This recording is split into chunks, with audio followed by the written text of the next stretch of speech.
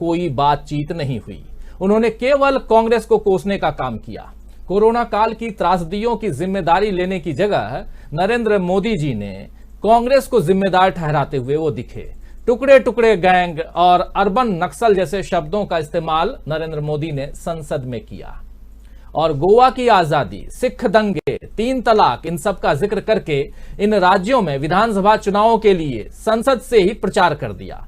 BJP की यह चालाकी अब जनता से भी छिपी नहीं है और ये बात शायद बीजेपी भी अब समझ रही है कि उसकी हालत इस बार चुनावों में पतली है। इसीलिए आज यूपी में बीजेपी ने जो घोषणा पत्र जारी किया है उसमें मुफ्त की घोषणाओं के साथ साथ लव जिहाद का जिक्र भी किया गया है। यह हिंदुस्तान के इतिहास में दोस्तों शायद पहली बार है कि देश की सत्तारूढ़ पार्टी ने एक राज्य में सत्ता बचाने के लिए लव जिहाद जैसे नफरत भरे हुए शब्द को जगह दे दी है अपने मैनिफेस्टो में। भाजपा के बाद आज समाजवादी पार्टी ने भी अपना घोषणा पत्र उन्होंने जारी किया है और इसके अलावा आज समाजवादी पार्टी का प्रचार करने के लिए ममता बनर्जी भी पहुंची। दोनों के मैनिफेस्टो पर भी चर्चा करेंगे और लेकिन ममता बनर्जी जो हैं वो पश्चिम बंगाल की तरह बीजेपी को फिर से खेला होने की चेतावनी दे रही हैं और ये बात अखिलेश यादव के साथ वर्चुअल रैली में उन्होंने लखनऊ से की। ममता बनर्जी का अखिलेश यादव को मिलता साथ वाकई यूपी में कोई बड़ा खेला कर सकता है, क्योंकि उन्होंने जमकर बीजेपी और मोदी यानी कि योगी और मोदी दोनों की सरकार कह ले या डबल इंजन की सरकार की खबर ली है ममता बनर्जी ने। वैसे आज कर्नाटक से एक तस्वीर सामने आई है। दक्षिण का प्रदेश आप जानते हैं, वहां बीजेपी का राज है और उस तस्वीर में दिख रहा है कि कैसे एक अकेली हिजाब पहनी हुई लड़की ने भगवा गमछाधारियों की दबंगई का जवाब देते हुए दक्षिण पंथियों की खबर ली है। यह वीडियो हम यहां दिखा नहीं सकते, कॉपीराइट का मामला है, लेकिन इतना जरूर है कि आप सोशल मीडिया पर देख पाएंगे अगर चाहेंगे तो। आप जानते हैं दोस्तों कि कर्नाटक में इस वक्त शिक्षा संस्थानों में हिजाब पहनी छात्राओं यानी लड़कियों को प्रवेश न देने पर विवाद गहराया हुआ है। इस मसले पर सांप्रदायिक राजनीति शुरू हो चुकी है और बीजेपी सरकार की मंशा भी जाहिर हो चुकी है कि कैसे असल मुद्दों से ध्यान भटकाने के लिए छात्रों का यानी कि स्टूडेंट्स का इस्तेमाल किया जा रहा है। तो आज न्यूज पॉइंट में विधानसभा चुनाव के मद्देनजर फैलाई जा रही नफरत और उस पर होती सियासत पर बात करेंगे। एक तरफ मोदी जी हैं जो संसद से चुनाव प्रचार कर रहे हैं, एक तरफ ममता बनर्जी हैं जो पश्चिम बंगाल में बीजेपी को मात देने के बाद उत्तर प्रदेश में खेला होने की चेतावनी दे रही हैं, और एक तरफ मोदी जी की पार्टी यानी बीजेपी है जो चुनावों में लव जिहाद ला चुकी है। तो चर्चा की शुरुआत करें दोस्तों। उससे पहले आइए सबसे पहले मिलते हैं अपने खास वरिष्ठ पत्रकारों के इस पैनल से और उसके बाद और भी बातें करेंगे आगे। चर्चा की शुरुआत करते हैं। हमारे साथ वरिष्ठ पत्रकार सीनियर साथी हमारे सीधे लखनऊ से जुड़े हुए हैं सुरेंद्र दुबे जी। दुबे साहब आपका स्वागत करता हूं। हमारे साथ जुड़े हुए हैं सीधे ग्वालियर से डॉक्टर राकेश पाठक जी। पाठक जी आपका स्वागत है। हमारे साथ छत्तीसगढ़ से जुड़े हुए हैं हमारे साथी पॉलिटिकल एडिटर दीपक पाचपोर जी। दीपक जी आपका स्वागत है और हमारे ऑनलाइन एडिटर अमलेंदु उपाध्याय जी आपका भी मैं स्वागत करता हूं। और स्वागत है आप तमाम दोस्तों, साथियों, शुभचिंतकों आप सबका जो अब तक जुड़ चुके हैं, जो जुड़ने वाले हैं। और इस खास कार्यक्रम में आप जानते हैं कि बहुत सारी बातें हैं। प्रधानमंत्री नरेंद्र मोदी का भाषण है। अगर कर्नाटक तरफ जाएं तो कर्नाटक में हिजाब बनाम भगवा गमछा काफी चर्चा में है। मामला जो है वो कोर्ट तक पहुंचा हुआ है। और उसके अलावा उत्तर प्रदेश की राजनीति में ममता बनर्जी का प्रवेश है और इन सब के बीच लव जिहाद भी है। तो इसलिए हम लिख भी रहे हैं कि मोदी, ममता और लव जिहाद। शायद लग रहा होगा कि ये क्या लिख क्या रहा है, लेकिन लव जिहाद पहली बार शायद हमारे जो वरिष्ठ साथी हैं यहां पर ये मुझे करेक्ट करेंगे कि ये शायद ये शब्द किसी मैनिफेस्टो में शायद पहली बार आया है। ये यहां दिखाई दे रहा है, वो भी सत्ताधारी दल के मैनिफेस्टो में यानी बीजेपी के मैनिफेस्टो में। लेकिन जो नफरत फैलाई जा रही है, जो अंदर में बैठा हुआ, आपके अंदर में अगर नफरत इस ढंग से ये शब्द बैठा हो तो फिर क्या कहेंगे। चलिए जरा सुन लेते हैं कि प्रधानमंत्री नरेंद्र मोदी, बहुत लंबा भाषण है प्रधानमंत्री नरेंद्र मोदी का संसद के दोनों सदनों में। कल उन्होंने लोअर हाउस यानी कि लोकसभा में, आज अपर हाउस यानी राज्यसभा में, दोनों जगह भाषण दिया। आइए आज ताजा तरीन भाषण उनका सुनाता हूं और कैसे नफरत भरी भाषा का प्रयोग कर रहे हैं। लेकिन शुरुआत जो है उनकी, और इसलिए भी क्योंकि राहुल गांधी ने जो अपनी बात रखी थी, कांग्रेस का जब जिक्र आए और कांग्रेस मुक्त भारत का नारा देने वाले प्रधानमंत्री नरेंद्र मोदी उनके रहते रहते कई राज्यों में धीरे धीरे कांग्रेस का शासन आ जाए तो फिर तकलीफ तो होगी ही। आइए सुनते हैं प्रधानमंत्री नरेंद्र मोदी को सबसे पहले। आदरणीय सभापति जी, यहां पर यह कहा गया कि कांग्रेस न होती तो क्या होता।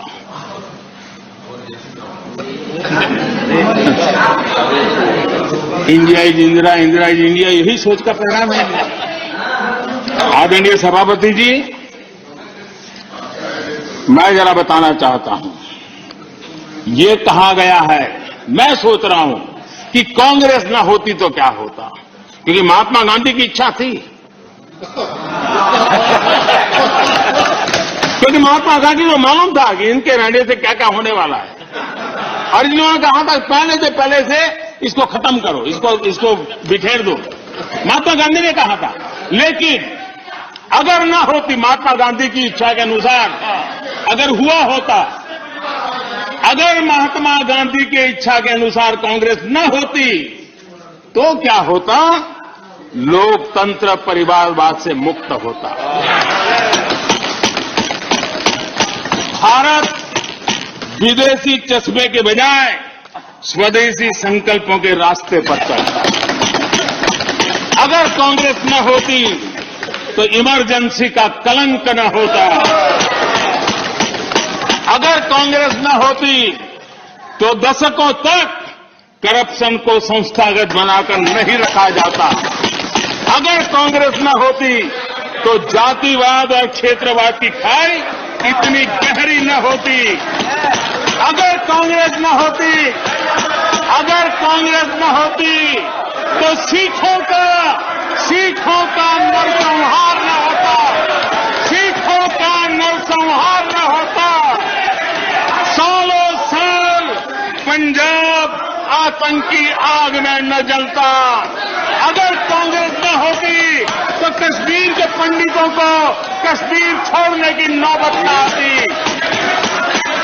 अगर कांग्रेस न होती, अगर कांग्रेस न होती तो बेटियों को तंदूर में जलाने की घटनाएं न होती। अगर कांग्रेस न होती तो देश के सामान्य मानवी को घर, सड़क, बिजली, पानी, शौचालय, मूल सुविधाओं के लिए इतने सालों तक इंतजार न करना पड़ता। आदरणीय सभापति जी, मैं गिनता रहूंगा, गिनता। तो सुन रहे थे, बढ़िया अपनी बातें रख रहे हैं प्रधानमंत्री नरेंद्र मोदी की अगर कांग्रेस न होती तो क्या होता।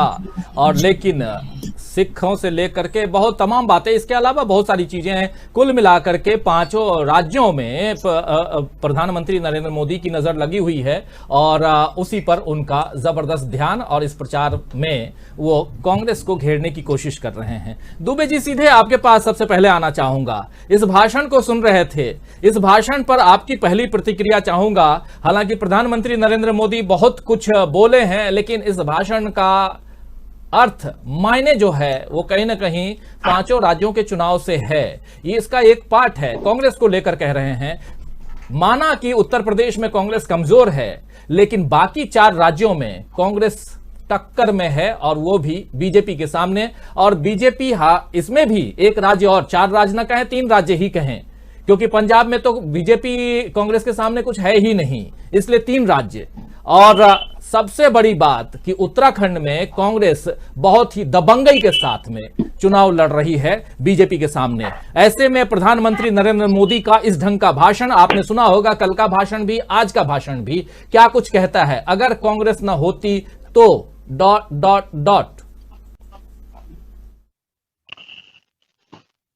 ये 5 राज्यों में से 4 राज्यों में कांग्रेस की स्थिति काफी मजबूत है। अब वो इस संसद का उपयोग चुनावी जनसभा के तौर पर कर रहे हैं, जो बड़ी चिंता की बात है। नॉर्मली जो ये राष्ट्रपति का अभिभाषण पर जो चर्चा होती, जवाब दिया जाता, तो राष्ट्रपति जो बोलते हैं उसी पर ज्यादातर सीमित रहा जाता है और वहां चुनाव प्रचार नहीं किया जाता है। तो मुझे लगता है कि कल जब बिजनौर में रैली नहीं कर पाए, दोपहर के 11 बजे की धूप में, खिली हुई धूप में उनको एक कहना पड़ा उनके लोगों को कि साहब वो रैली हो नहीं सकती, इस मौसम में हेलीकॉप्टर उतर नहीं सकते। तो मुझे याद आया कि ये तो वो अपने प्रधानमंत्री जी हैं जो राडार रोकने के लिए भी बादल का उपयोग कर, अब इनका जो हेलीकॉप्टर है वो कितने चुपके से इनको बता रहा कि गुरुजी हम यहां उतर नहीं पाएंगे, निकल लो। तो कहा अच्छा चलो ठीक है, फिर तो नहीं उतर पाओगे तो कोई बात नहीं, हम अपना संसद में अपना जलवा दिखाएंगे। और फिर संसद में आके हम कहेंगे हत्थे से उखड़ गए। और जितने तनावग्रस्त हैं वो इस समय, वो लगता नहीं कि सुन भाषण, नहीं लगता है कि ऐसी बीजेपी के वो नेता हैं जिसके लोग सीना ठोक ठोक कह रहे हैं कि हमारी सरकार आ रही है। अब जिनकी सरकार आती है उनका ये व्यवहार नहीं होता। अब मुझे लगता है अपनी पिछले 20-25 साल में कांग्रेस ने जितनी बार जवाहरलाल नेहरू का नाम नहीं लिया होगा, उससे ज्यादा बार इन लोगों ने कल जवाहरलाल नेहरू का नाम ले लिया, प्रधानमंत्री ने। आज का मैं भाषण बीच बीच में सुना, ध्यान नहीं दे पाए बहुत, इन कल का सुना था, नेहरू नेहरू नेहरू, गांधी भी आए बीच में, क्योंकि इनका यही है कि ये नेहरू इनके में इनके ऊपर नहीं जा सकता। तो हमारे मोदी जी की दिक्कत है कि वो अपने आगे किसी को रहने नहीं देना चाहते, और ये इच्छा भी चलती रही, एक समय का चक्र है, कभी हमें कभी कोई है, और बड़े बड़े हालाकू पता नहीं कौन कौन आए चले गए, मैं उनका जिक्र नहीं करना चाहता हूं। तो हत्थे से उखड़े हुए, आज भी उखड़े हुए थे। अजीबो गरीब तर्क दे रहे हैं। उन्होंने कहा कि अगर कांग्रेस ना होती तो सिखों पर जुल्म ना होता, महिलाओं पर जुल्म, मतलब अगर कांग्रेस नहीं होती तो कुछ होता नहीं। ठीक बात है, अगर कांग्रेस ना होती तो देश आजाद नहीं होता, क्योंकि आजादी की लड़ाई तो उन्होंने लड़ी, ये लोग तो नहीं लड़ी। हो सकता है दूसरे लोग भी कराते, ये जो इतिहास उपलब्ध है, वैसे तो अभी 2014 में आजाद हुआ, लेकिन जो आजादी का इतिहास हमें मालूम है 1947 वाला, वो तो कांग्रेस के नेतृत्व में लड़ा गया। तमाम के बावजूद कांग्रेस ही कर रही थी। महात्मा गांधी को अभी डायरेक्ट कुछ कहने की हिम्मत नहीं कर पा रहे, तो उसके लिए अपना उन्होंने 2-4 लोग पाल रखे हैं, गोडसे वाले, बीच बीच में अपना उनको भला कहते हैं, और इस देश की जनता कहती कह रहे भाई महात्मा गांधी इतने बड़े आदमी के लोग कह भी देते तो क्या फर्क पड़ता। कोई दूसरा मुल्क होता तो आग लग जाती जिस ढंग की बातें कही जाती। मेरा आशा ये नहीं कि हो जाना चाहिए कि हाँ सहनशीलता का लेवल देखिए। बिजनौर की रैली आप नहीं कर पा रहे, कोई बात नहीं। पंजाब में स्थिति बड़ी खराब है। सारी पार्टी सोचा उन्होंने कि यहां तो बिल्कुल कुछ कर पाने की स्थिति में नहीं, तो कांग्रेस को चुना, और कांग्रेस को चुन चुन करके बताया कि सारी समस्याओं की जड़ यही है। मुझे हंसी आ रही थी कि वो लगातार कह रहे कि कांग्रेस नेस्त नाबूद कर दूंगा, रहेगी कांग्रेस। कैसे नहीं, जब दिन में एक भाषण 25 बार आप कांग्रेस को याद करेंगे, वो तो कांग्रेस नहीं होगी तो भी रहेगी। और को हम बबुआ समझते थे, राहुल गांधी को, ऐसा एक भाषण दिया कि आज तक अभी तिलमिलाए हुए हैं, राज्यसभा में भी तिलमिलाए हुए हैं। मुझे लगा कि कहीं ऐसा ना कर दे राहुल गांधी आके माफी मांगे, नहीं तो मैं आगे और भी बहुत कुछ कह दूंगा, मैं सब पूरा हमने निकाल लिया है। ये क्या हो रहा है? ये लोकतंत्र आपको दिखाई पड़ रहा है? अरे भाई, पॉलिटिकल लड़ाई लड़िए, आप संसद को चुनावी ग्राउंड मत बनाइए। ऐसा कभी इस देश में नहीं हुआ, कहीं नहीं होता है। राष्ट्रपति के भाषण पर मुख्यतः जो बातें राष्ट्रपति कहते हैं उन तक सीमित है, और वो क्या कहना, वो तो राष्ट्रपति का जो भाषण सरकार द्वारा लिखा जाता है। वो अपनी सरकार की उपलब्धियां बताते हैं, विपक्ष उनकी आलोचना करता है, फिर प्रधानमंत्री उनका जवाब देते हैं कि नहीं ऐसा नहीं ऐसा था, ऐसा नहीं ऐसा था। अब आज 8 अप्रैल के मतदान का वो प्रचार खत्म हो गया। आज 2 बातें एक साथ हुई। आज मैं एक देख रहा था वीडियो कर्नाटक का, और मुझे समझ में आया कि कितनी तरह रहते हैं ये लोग। वह विवाद छिड़ा, हमने देखा कितने बच्चे, इनको अभी ये पता नहीं कि क्या। दुबे जी, आपको 2 मिनट के लिए रोकूंगा। बिल्कुल कर्नाटक का जिक्र आप कर रहे हैं, बहुत ही महत्वपूर्ण जिक्र कर रहे हैं, और वही लव जिहाद की जो बात है, यहीं से जो हम लिख भी रहे हैं कि मोदी, ममता और लव जिहाद, क्योंकि ममता बनर्जी भी यहां हमारे इस कार्यक्रम में महत्वपूर्ण भूमिका में हैं। इसलिए हैं क्योंकि उत्तर प्रदेश में इस चुनाव के दौरान पहली बार आज वो आई थी, और वहां उन्होंने खेला होबे का नारा दिया है, बुलंद किया है। जैसा खेला उन्होंने किया, और उनका कहना था कि जिस प्रकार हमने बीजेपी को धूल चटाई पश्चिम बंगाल में, वैसे ही धूल चटाएगी यहां की जनता, और उसमें हम साथ देने आए हैं अखिलेश यादव का। तो ममता बनर्जी ने क्या कुछ कहा है, और फिर उधर दक्षिण में कर्नाटक खासकर जहां बीजेपी का राज है इस वक्त, और वहां पर स्कूल के बच्चों को क्या पढ़ाया जा रहा है, और वहां किस प्रकार नफरत बोई जा रही है, परोसी जा रही है, ये हम दिखा रहे हैं, वो हम बताएंगे आपको। लेकिन सबसे पहले प्रधानमंत्री नरेंद्र मोदी जिस नफरत भरी भाषा का प्रयोग कर रहे हैं संसद के दोनों सदनों में, उस पर हम अभी जिक्र कर रहे हैं। और सवाल यहां यही है कि अगर कांग्रेस नहीं होती तो, यही सवाल मैं अपने बाकी 4 जो हमारे पैनलिस्ट हैं इन लोगों से भी फटाफट पूछना चाहूंगा। उसके बाद फिर इस चर्चा को थोड़ा और, क्योंकि सर्दी में गर्मी की बात खूब होती है, तो थोड़ी हमारी जो चर्चा इसमें भी गर्मी आ जाए, तो इसलिए मैं चाहता हूं कि थोड़ा गर्मा गर्म हम लोग भी चर्चा करें। बहस तो हम करते नहीं हैं, बातें करते हैं, चर्चा करते हैं। तो इसलिए सबसे पहले अमलेंदु जी जरा बताइए कि अगर कांग्रेस नहीं होती तो क्या? प्रधानमंत्री नरेंद्र मोदी तो गिना रहे हैं कि सिखों के दंगे नहीं होते, उसके अलावा लड़कियों को तंदूर में नहीं डाला जाता, क्या क्या क्या क्या, बहुत सारे, मुझे तो याद भी नहीं है क्योंकि मैं ऐसी चीजों से अपने आप को दूर रखने की कोशिश करता हूं। लेकिन दुर्भाग्य ये मानिए, या हमारा प्रोफेशन ऐसा है कि उन्हीं चीजों को लेकर के यहां आना पड़ता है और बातें करनी पड़ती हैं। ऐसे नफरत भरी बातें जो रखी जा रही हैं उसी पर चर्चा करना होता है। तो इसलिए जो हमारे साथी सुन रहे हो उनसे माफी चाहते हुए कि दोस्तों, बहुत लोग हमारे लिखते भी हैं कि क्या सुना रहे हो, क्या दिखा रहे हो, किस पर बातें कर रहे हो, लेकिन उसके बाद भी क्या करें। दुर्भाग्य है हमारे देश का कि इन्हीं सब चीजों पे आज चर्चा करनी पड़ रही है, चाहे वो लव जिहाद हो, चाहे नफरत भरी बातें हो। आइए, लेकिन सबसे पहले अगर कांग्रेस नहीं होती तो क्या होता? 70 साल 75 साल में जो देश बना है, अगर कांग्रेस नहीं होती तो। अमलेंदु जी। राजीव जी, देखिए, और कुछ होता या ना होता वो तो प्रधानमंत्री जाने, उन्हें क्या पता है कि कांग्रेस ना होती तो क्या ना होता। ये तो उनके ज्ञान और अज्ञान दोनों के ऊपर निर्भर करता है। अब जितनी उनको शिक्षा मिली होगी, जितना उन्होंने पढ़ा होगा, बेचारे वही तो डिलीवर कर सकते हैं, वही बता सकते हैं संसद के अंदर।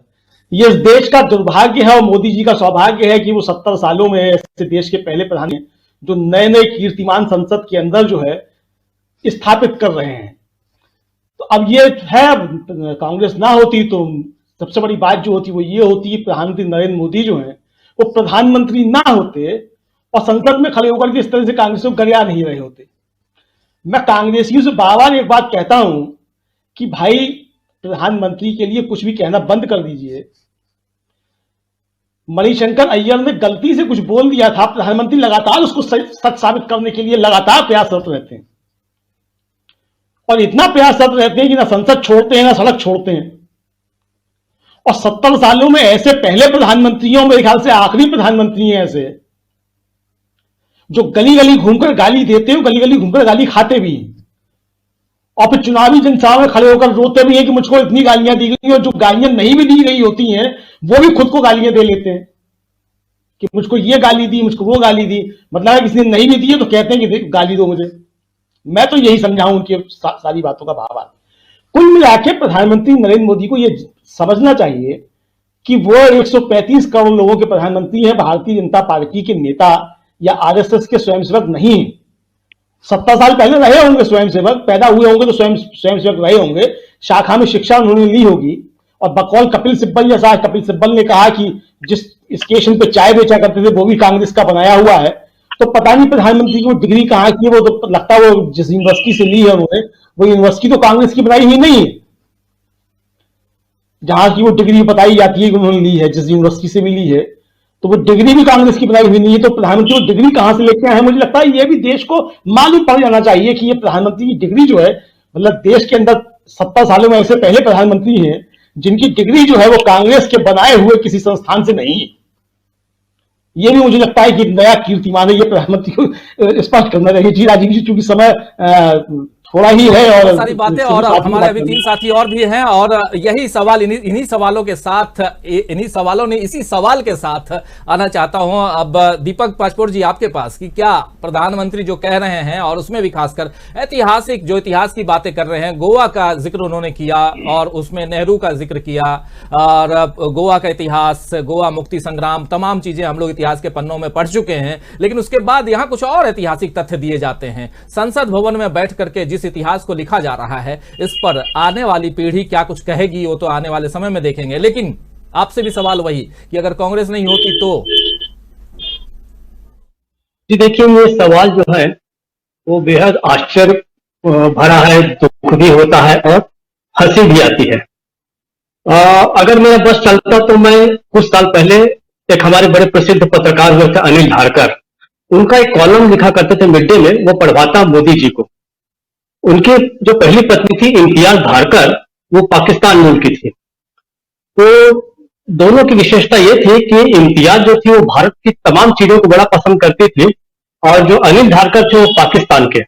जैसे कभी अनिल धारकर कहते थे कि भाई मुझे जहीर अब्बास बड़ा पसंद है, तो इम्तियाज कहती थी नहीं, सुनील गावस्कर एक बेहतर प्लेयर है। वो कहते कि भाई नूरजहां बहुत अच्छी गायिका है, तो कहते नहीं नहीं, लता मंगेशकर है। फिर वो कहते कि भाई आपका अनारकली बाजार तो क्या जबरदस्त है, तो इम्तियाज कहते कि नहीं, चांदनी चौक क्या गेम, तो हमारा अनारकली बाजार कुछ भी नहीं है। आखिर में कहे, उसने लिखा है अनिल धारकर ने कि एक सवाल जब उन्होंने किया इम्तियाज ने मुझसे और कहा कि आपके पास ये चीज है, तो मेरे पास उसका जवाब नहीं था। तो इम्तियाज ने कहा कि दरअसल भारत के पास लोकतंत्र है। कहे अब मेरे पास कुछ कहने के लिए नहीं रह गया था कि मैं पाकिस्तान की शासन व्यवस्था के बारे में कैसे कहूं कि वहां का मिलिट्री शासन मुझे पसंद है। ये जो लोकतंत्र है, सही मायनों में यही जो है कांग्रेस की देन है, और इस लोकतंत्र के पीछे पीछे समानता चली जाती है, बंधुत्व चला आता है, और तमाम चीजें हैं जो सहिष्णुता चली आती हैं।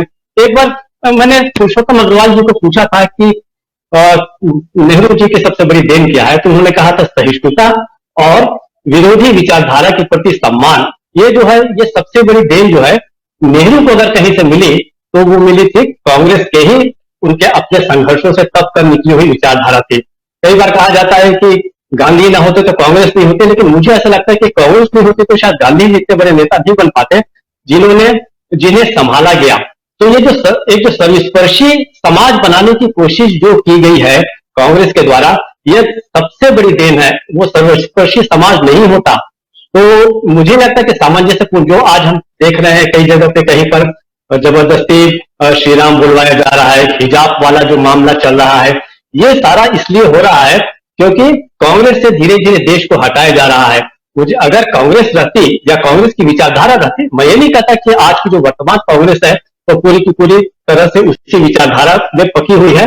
निश्चित रूप से उसमें भी कुछ कमियां आई हैं, लेकिन ये जो विचारधारा से हम आ रहे हैं लगातार, मैं ये सीधे सीधे कह सकता हूं कि कांग्रेस की उपलब्धियां और उसके योगदान को बताने के लिए हमें कोई शर्म नहीं करनी चाहिए, और इस ब्रांडों पर डर होना चाहिए कि आप पत्रकार लगता है कांग्रेस के हैं, क्योंकि कांग्रेस वो सबके सामने है और दूसरा, एक राजनीति में और प्रशासकीय व्यवस्था में जो लोकतंत्र किया वो एक अलग बात है, लेकिन अगर नेहरू जैसा व्यक्ति नहीं होता तो क्या रामधारी सिंह दिनकर जैसे व्यक्ति संस्कृति के 4 अध्याय लिख सकते थे? माखनलाल चतुर्वेदी जैसा कवि न होता, अमिता शेरगिल और जो एम.एफ. हुसैन जैसा कलाकार हमारे पास नहीं होता।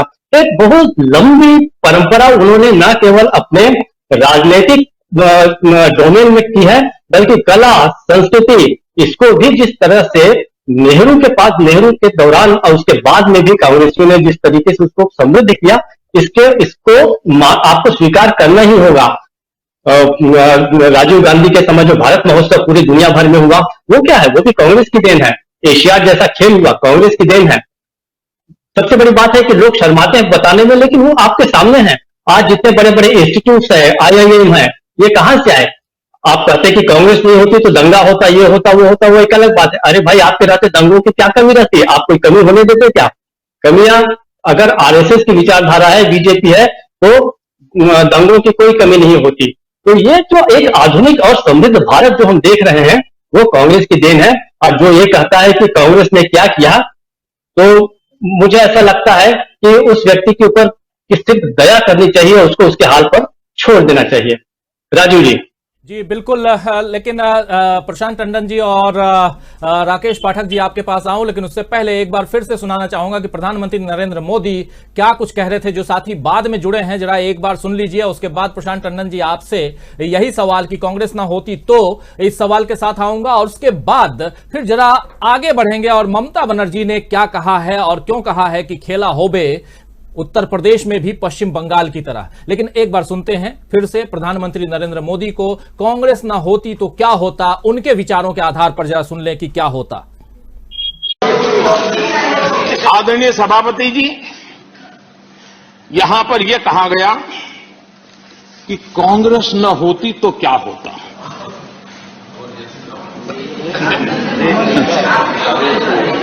India is Indira, Indira is India, यही सोच का परिणाम है।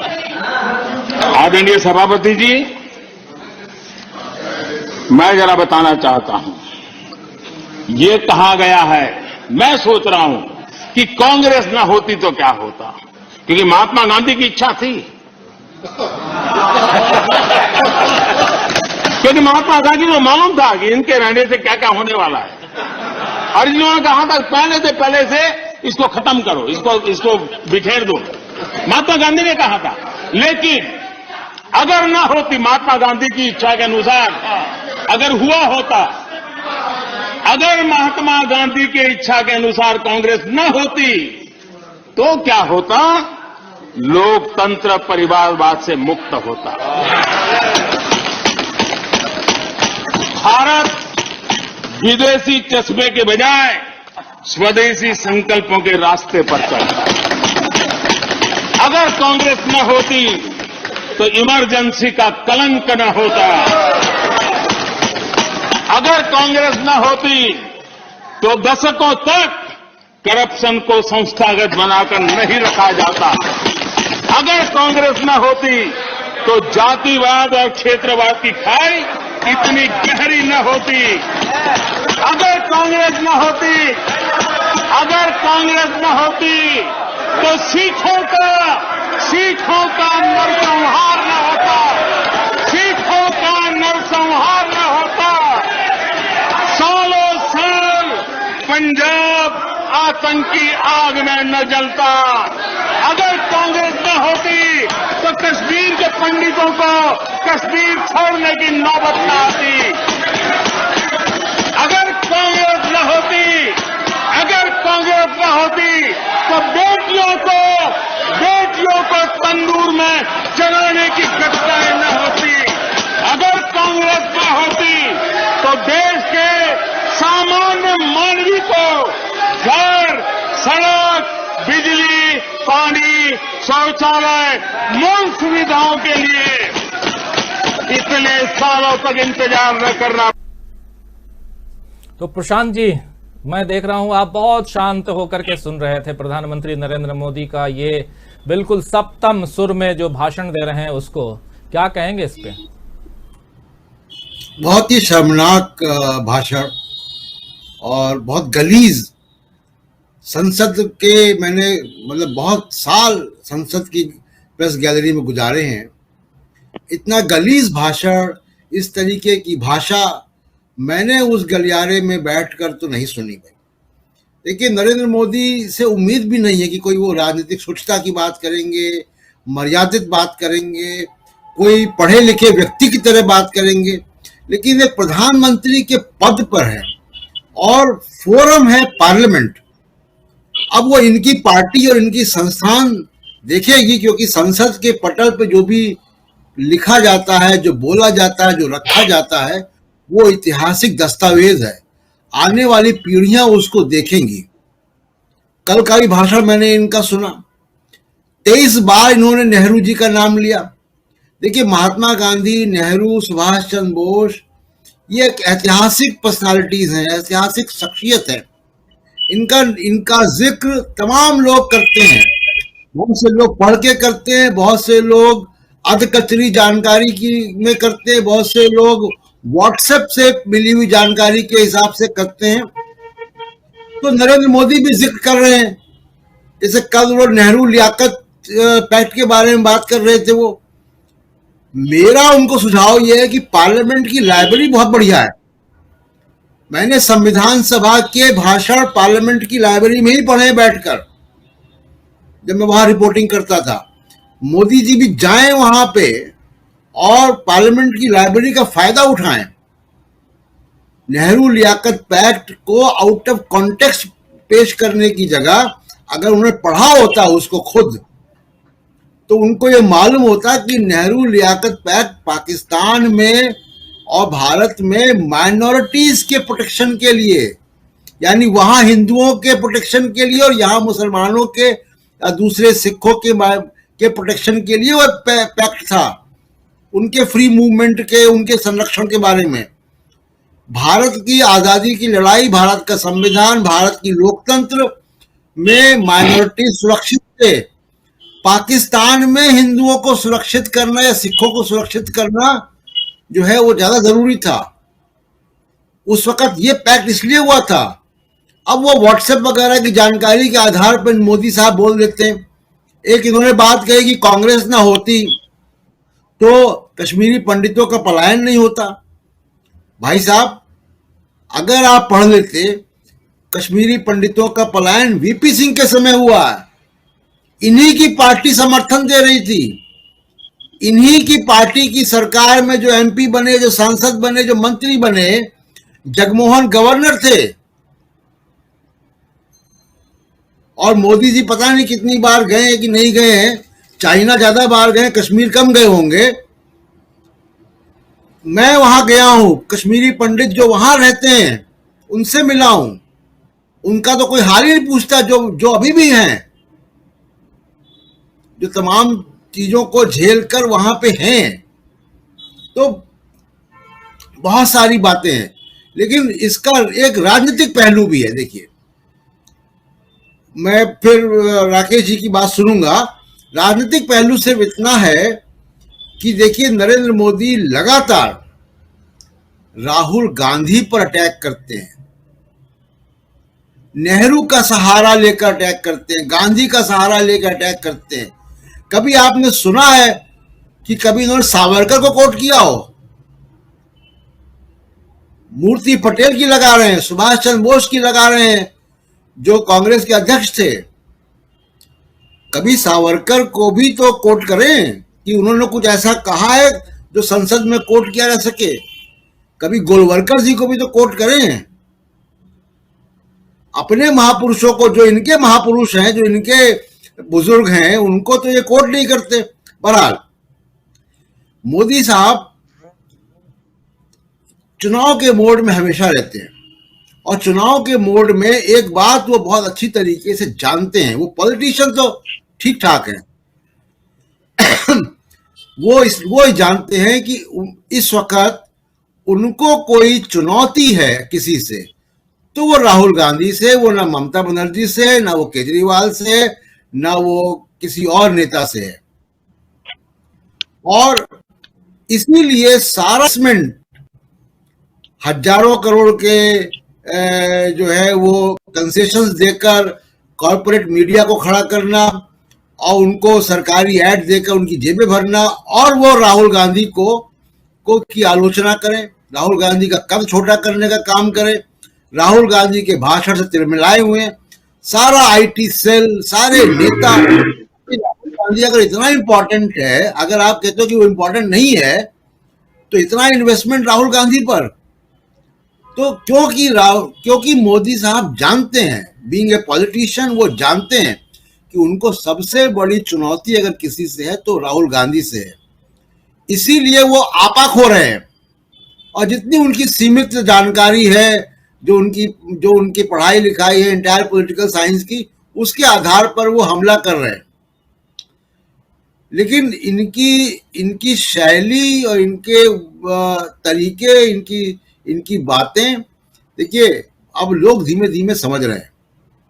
लोग अभी, मैं लगातार, आप भी उत्तर प्रदेश में घूम कर आए हैं, मैं भी उत्तर प्रदेश में से होकर सुबह आया हूं। लोग अब इनकी बातें समझ रहे हैं, अब लोग जान रहे हैं। मैं बहुत सारी इन्होंने बातें कही हैं, बड़ा समय निकल जाएगा। लॉकडाउन 4 घंटे के नोटिस के पहले शुरू किसने किया? यहाँ नमस्ते ट्रंप किसने किया जिसमें कोरोना फैला? ये थूक लगा के पर्चे कौन बांट रहा है कैराना में? तो लेकिन मैं जिस मोदी साहब के स्तर पर उतरकर वो उनके भाषा की विवेचना नहीं करना चाहता, लेकिन बहुत दुखद है और बहुत ही गलीज भाषा का इस्तेमाल हो रहा है। बहुत दुखद है, गलीज भाषा का इस्तेमाल हो रहा है, कह रहे हैं हमारे साथी प्रशांत टंडन जी। और यही बात हम लोग अभी पिछले लगभग आधे घंटे से करते आ रहे हैं कि प्रधानमंत्री नरेंद्र मोदी ने जो भाषण दिया है, उस भाषण में बहुत सारी बातें हैं कोरोना को लेकर के, उसके अलावा फिर पुराने जो मतलब महापुरुष कह लें, जो आज़ादी के परवाने कह लें, उन लोगों को लेकर के, चाहे आज की कांग्रेस को लेकर के, और भारत के नाम को लेकर के, नेशन या राष्ट्र या संघ, इसको लेकर के बहुत सारी बातें, और आखिर क्यों तिलमिलाए हुए हैं प्रधानमंत्री नरेंद्र मोदी और इन सब के बीच। राकेश पाठक जी, कि क्या अगर कांग्रेस नहीं होती तो प्रधानमंत्री, तो बहुत सारे शब्द, बहुत अच्छे लफ्ज वर्ड उनके लिए बिल्कुल कोटेड मैं कह रहा हूं, और क्या करें आज जब बहुत सारे शब्द अब चलन में हैं, तो ये शब्द भी चलन में है, इसलिए मैं कह रहा हूं। ऐसी लफाजी राजनीति में तो ठीक है, लेकिन ऐसी लफाजी अगर सदन के अंदर करें आप, तो कितना उचित है? राकेश पाठक जी। जी डॉक्टर साहब, मैं क्रमशः हर बात का उत्तर दूंगा। सबसे पहले मैं प्रशांत जी और दीपक जी की एक बात से सहमति अपनी जाहिर करना चाहता हूं। एक तो प्रशांत जी ने कहा कि उनके स्तर पर उतरकर हम जवाब नहीं दे सकते, और मैं एक विनम्र शब्दों में आपकी कड़ी निंदा करना चाहता हूं कि आपने दोबारा ये भाषण उनका सुनवा दिया जो हमारे बर्दाश्त से बाहर था। क्षमा करें। दीपक जी की इस बात से मैं सहमत हूं कि कई बार हम सब लोग पत्रकार हैं, चूंकि हमारे ऊपर एक नैतिक दबाव रहता है कि हम वे सच्चाइयां भी नहीं बयान कर पाते कि जो हमारे ऊपर ठप्पा लगा देती है कांग्रेसी पत्रकार है। लेकिन हम पत्रकार होने से पहले भारत के नागरिक हैं, मतदाता हैं, भारतीय हैं। इसलिए डॉक्टर दीपक जी, मैं आपकी बात से सहमत हूं कि हमें सचमुच खुल के ये बात कहनी चाहिए, और हम कहते हैं। अब हम नहीं इसमें कोई लाभ लपेट करते। आपने जितनी फहरिस्त गिनाई, सचमुच में उससे 1000 गुना ज्यादा उपलब्धियां हैं कांग्रेस की। नरेंद्र मोदी जी के पास चूंकि अपनी कोई उपलब्धि नहीं है, उनके विचार परिवार की कोई उपलब्धि नहीं है, न 1947 से पहले स्वाधीनता के संघर्ष में, और न राष्ट्र निर्माण में उसके बाद। 47 से पहले 23 साल पहले राष्ट्रीय स्वयंसेवक संघ बन गया था। उनके जो पुरखे थे, उन्होंने आजादी की लड़ाई में क्या भूमिका अदा की, अब हम सब जानते हैं। इसलिए वे कहीं उनका नाम नहीं ले पाते। नरेंद्र मोदी बार बार जब ये कह रहे थे आज कि कांग्रेस नहीं होती तो ये होता, तो मुझे गालिब का एक शेर याद आता है, राजीव जी, हुई मुद्दत के गालिब मर गया पर याद आता है, वो हर एक बात पे ये कहना कि यूं होता तो क्या होता। तो अब नरेंद्र मोदी जी सिर्फ इस राग में डूबे रहते हैं कि कांग्रेस नहीं होती तो ये होता। गांधी जी की बात को मैं उनके संदर्भ से जोड़ना चाहता हूं। उन्होंने कहा, गांधी ने कहा था कि कांग्रेस खत्म हो जानी चाहिए, विसर्जित हो जानी चाहिए। ये व्हाट्सएप यूनिवर्सिटी में और संघ के हलकों में बहुत सालों से चलता रहता है। मेरा उसमें विनम्र आग्रह यह है कि भाई उस समय कांग्रेस नाम की बजाय कोई और पार्टी का नाम रख लिया गया होता, भारतीय राष्ट्रीय कांग्रेस की जगह भारतीय राष्ट्रीय संयुक्त दल कोई नाम हो जाता, तब भी पंडित जवाहरलाल नेहरू ही प्रधानमंत्री होते। वो पार्टी के नाम से कोई फर्क पड़ने वाला नहीं था, क्योंकि आजादी की लड़ाई में उन लोगों की भूमिका थी और उसके लिए जो सुपात्र थे देश की कमान संभाली। आज 5 राज्यों की चुनाव सभा को उच्च सदन से संबोधित करते हुए जो तर्क उन्होंने रखे, गलीच शब्द प्रशांत जी ने बिल्कुल सही बोला है। मैं बहुत हृदय से व्यथित होकर यह कहना चाहता हूं कि किसी भी लोकतांत्रिक राष्ट्र राज्य में, किसी सभ्य समाज में, किसी जीवंत लोकतंत्र में देश का मुखिया इतना निर्लज्ज, इतना असंसदीय, इतना अशालीन भाषण दे सकता है, इसकी कल्पना करना भी संभव नहीं है। ये मैं एक पत्रकार, एक नागरिक, एक भारतीय, एक मनुष्य, उन सभी हैसियत से ये बात कहना चाहता हूं। उन्होंने जो बातें कही, जैसे उन्होंने सिख दंगों की याद दिलाई, तो कोई उन्हें यह याद दिलाए कि उस सिख दंगे के बाद भी पंजाब में कांग्रेस की सरकारें बनती रही हैं। इस देश ने सिख प्रधानमंत्री देखा है कांग्रेस का। ये गोवा की आजादी को खींचना, बहुत पीछे ले जाना चाहते हैं कि 15 साल पहले आजाद हो जाता। कितनी लंबी फहरिस्त है कांग्रेस की उपलब्धियों की, सिक्किम के भारत में विलय से लेकर, हो सकता है भी, मुझे नहीं मालूम उन्होंने पाकिस्तान के विभाजन को लेकर कुछ कहा है कि नहीं, पर हो सकता है ये कह सकते थे कि 1971-72 में क्यों, 20 साल पहले बांग्लादेश बना देना चाहिए था इंदिरा गांधी को या नेहरू जी को। तो इन बातों का कोई अर्थ नहीं है। और एक प्रधानमंत्री एक व्यक्तिगत अपराध का जिक्र कर रहा है इस महादेश में, वो तंदूर कांड की जो बात कही, ऐसे व्यक्तिशय अपराधों की क्या सचमुच व्याख्या इस रूप में हो सकती है कि देश के सबसे पुराने राजनीतिक दल के नाम पर उसे थोप दिया जाए? भारतीय जनता पार्टी में काम करने वाले ऐसे न जाने कितने लोग होंगे जिन पर हीनियस ऑफेंस, हत्या के मुकदमे चल ही रहे होंगे। अभी हमारे केंद्रीय गृह राज्य मंत्री के ऊपर मुकदमे चल रहे हैं। उत्तर प्रदेश के मुख्यमंत्री पर कितने मुकदमे थे, किस किस तरह के थे, उन्होंने वापस ले लिए मुख्यमंत्री बनते ही। तो आज के संभाषण पर मैं सिर्फ ये कहना चाहता हूं कि ये बहुत खेदजनक भाषण था। राष्ट्रपति का अभिभाषण और उस पर सरकार का उत्तर बिंदुवार होना चाहिए, होता है जैसा कि सुरेंद्र जी ने कहा।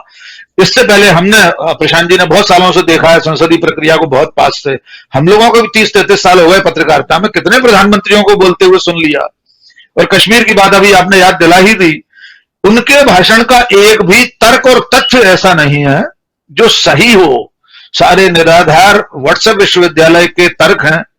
दुर्भाग्य यह है कि वे प्रधानमंत्री के मुंह से कहे जा रहे हैं, नरेंद्र मोदी के मुंह से कहे जाए, हमें कोई फर्क नहीं पड़ता। वे बीजेपी के राष्ट्रीय अध्यक्ष के रूप में कैराना की आमसभा में, अलीगढ़ में, लखनऊ में कहीं भी कुछ बोले, लेकिन अंततः वे देश के प्रधानमंत्री हैं।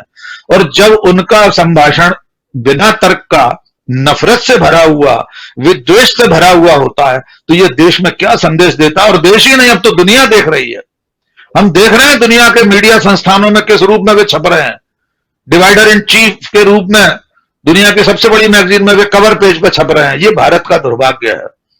भारतेंदु हरिश्चंद्र के रूप के शब्दों में कहूं तो मोदी जी को देखकर और मोदी युग के देश को देखकर मैं सिर्फ इतना कहना चाहता हूं, हा भारत दुर्दशा देखी न जाई। जी राजीव जी। भारत दुर्दशा देखी न जाए, बिल्कुल भारतेंदु हरिश्चंद्र की आपने याद दिला दी। लेकिन इससे इतर आगे बढ़े। अब ममता बनर्जी का जिक्र इसलिए जरूरी है क्योंकि ममता बनर्जी, दीदी ओ दीदी कहने वाले प्रधानमंत्री को ममता बनर्जी कह रही हैं माफी मांगो। आइए जरा सुनते हैं क्या कुछ कह रही हैं ममता बनर्जी। आज हुंकार भर रही थी लखनऊ से, क्या कुछ कहा है उन्होंने समाजवादी पार्टी के समर्थन में, आइए सुनते हैं। इतना साल आप दिल्ली में पहाड़ में है, आप यूपी में पहाड़ में है, तो क्षमता में रह के अब गोली चलाते हो, बर्बादी करते हो। मां बहन को क्या हुआ है हमको बोलने का जरूरत नहीं है, इतिहास बताएंगे। पहले तो माफी मांगो, उसका बाद वोट मांगो। हाथरस में क्या हुआ था इतिहास कभी नहीं क्षमा करेंगे, पहले माफी मांगो।